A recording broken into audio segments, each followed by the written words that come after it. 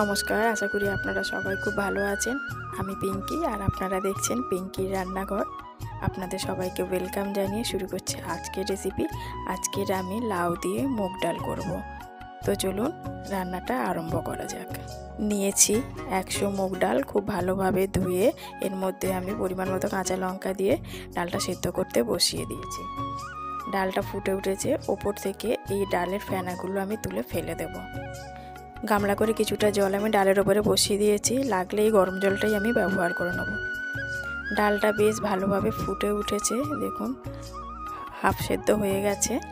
এখন আমি এর মধ্যে অ্যাড করে দেব ডুমো করে কেটে রাখা লাউ, আর দিয়ে দিলাম পরিমাণ মতো লবণ।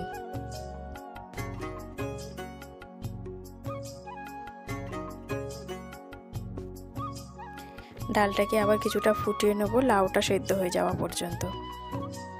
লাউ সেদ্ধ হয়ে গেছে,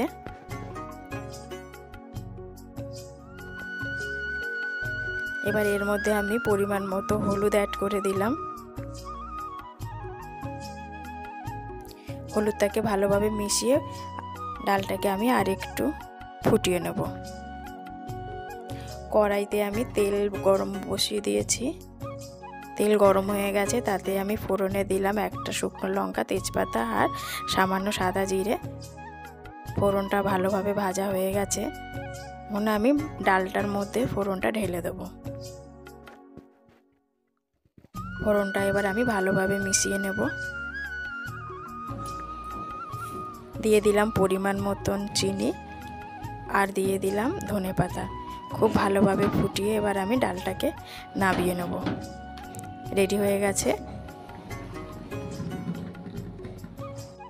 সম্পূর্ণ ভিডিওটি দেখার জন্য ধন্যবাদ।